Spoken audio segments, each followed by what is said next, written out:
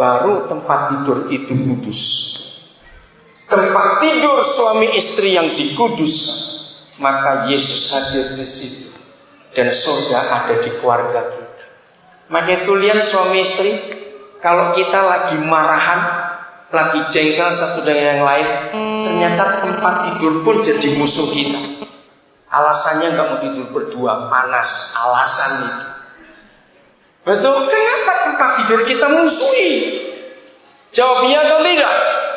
Nah, ternyata ini rahasia luar biasa.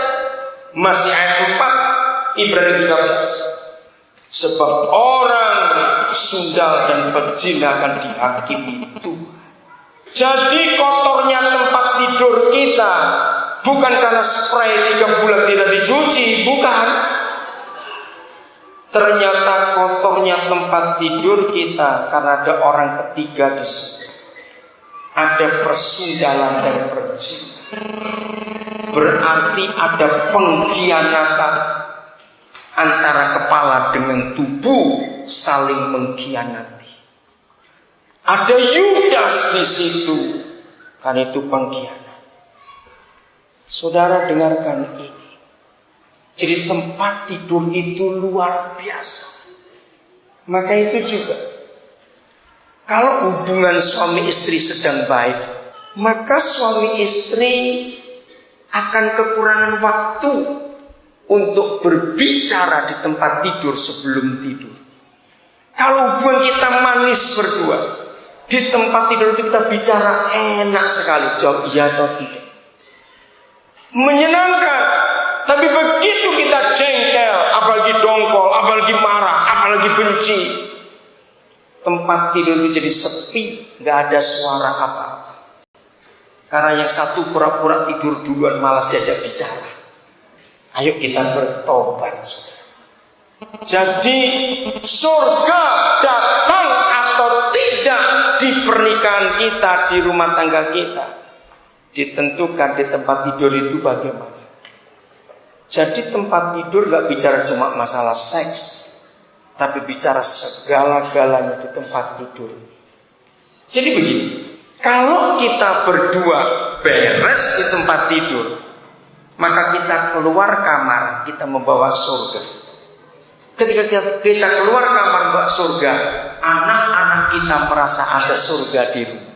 Waktu kita keluar rumah untuk bertanggung jawab karena pekerjaan, dan anak-anak kita pun keluar rumah untuk sekolah, maka masing-masing kita membawa surga ke rumah. Di kantor, di pekerjaan, semuanya jadi baik dan indah karena pikiran kita tenang, hati kita sejahtera. Mari kalau sebaliknya, kalau di tempat tidur kita bertengkar, kita maki, kita benci berdua, maka keluar kamar kita bawa neraka. Anak-anak kita merasa gak enak sekali, gak betah di rumah. Maka kita keluar rumah, kita kembali ke tempat kerja kita bermasyarakat, yang kita bawa cuma malapetaka dan neraka itu. Betul tidak? Maka itu jangan main-main dengan pernikahan, karena kita berdua mewakili Tuhan di dunia ini. Baiklah kita mulai malam ini periksa tempat tidur kita, cemar atau kudus, najis atau kudus. Apa yang kita buat berdua? Matius 18 ayat 20-nya kita kembali lagi. Ayat ini sering dipakai oleh gereja kalau memulai ibadah. Sebetulnya salah. Ayat ini tidak boleh dipakai untuk ibadah. Kenapa? Dengarkan ayat 20. Sebab di mana ada berapa? 2. Nah, ini yang kita harus ambil. Sebab di mana ada 2 atau 3 orang berkumpul dalam namaku, di situ aku ada di tengah-tengah mereka. Mari kita ambil terjemahannya salah. Seharusnya begini terjemahannya. Sebab di mana ada 2 orang dan orang-orang ketiga berkumpul dalam namaku, maka di situ aku ada di tengah-tengah mereka. Baik, kita keluarkan dulu 2 orang pertama di ayat 20. Nah, siapa dua orang pertama di ayat 20? Itu tidak lain adalah dua orang di ayat 19. Siapa dua orang di ayat 19 tadi? Suami istri. Nah, kalau ada suami istri berkumpul, lalu ada orang-orang ketiga, siapa mereka? Anak-anak. Betul sekali. Jadi yang betul adalah di mana ada papa mama berkumpul bersama anak-anaknya di rumah, di situ Yesus ada di tengah keluarga. Saudara dengarkan, betapa hebatnya anak-anak kita jadi orang-orang jenius, jadi orang-orang yang luar biasa karena papa mamanya harmonis di rumah. Setiap hari rasa surga di rumah. Maka anak-anak belajar dengan pintar, katakan amin. Mereka tidur dengan nyenyak. Kalau mereka tidur nyenyak, rasa aman, makan cukup.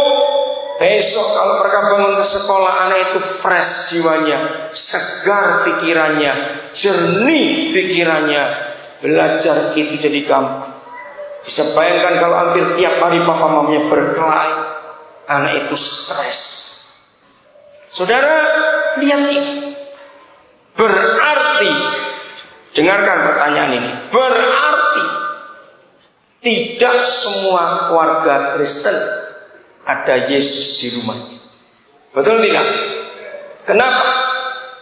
Kenapa tidak semua keluarga Kristen ada Yesus di rumahnya? Walaupun di rumahnya ada gambar salib, Pak, salib banyak sekali. Semua pintu dikasih salib, nanti pintu WC pun ada salib. Percuma nggak ada Yesus kalau kita berdua tidak harmonis suami istri. Mari kita lihat.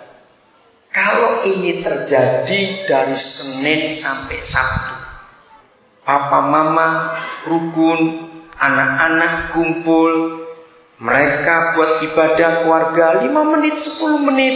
Yesus hadir, sukacita. Selasa begitu, Rabu begitu, Kamis, Jumat, Sabtu. Maka Minggu tiap keluarga ke gereja beribadah. Wow, yang dibawa surga semuanya ini bersama Yesus. Bisa bayangkan suasana ibadah. Yang terjadi enggak, setan kurang ajar, membuat rumah tangga kacau. Senin aman, Selasa ribut, Rabu aman, Kamis berkelahi, Jumat aman, Sabtu pukul-pukulan, Minggu ke gereja babak belur itu 2 orang sudah.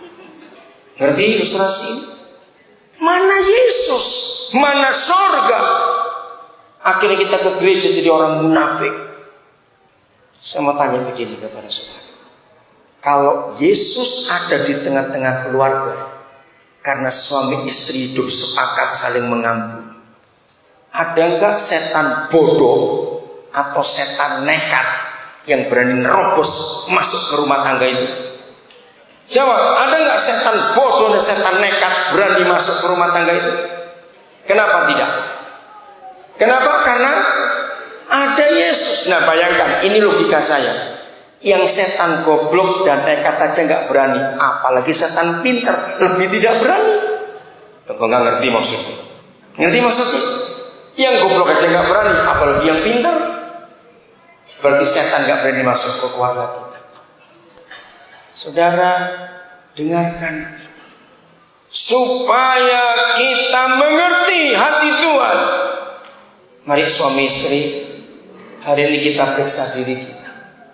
Kalau saya tanya begini, berapa sering kita di rumah saling jengkel, apalagi adu mulut? Berapa sering? Jangan jawab hampir tiap jam, wih terlalu itu. Kalau saya tanya begini, kapan terakhir kali kita bertengkar di rumah? Berbahagia kalau jawabannya itu 2 tahun yang lalu. Puji Tuhan. Tapi kalau kita bersalah suami istri, percayalah malam ini ada darah Yesus yang tersedia buat kita untuk menyucikan kita. Suami istri mari kita saling mengampuni. Amin.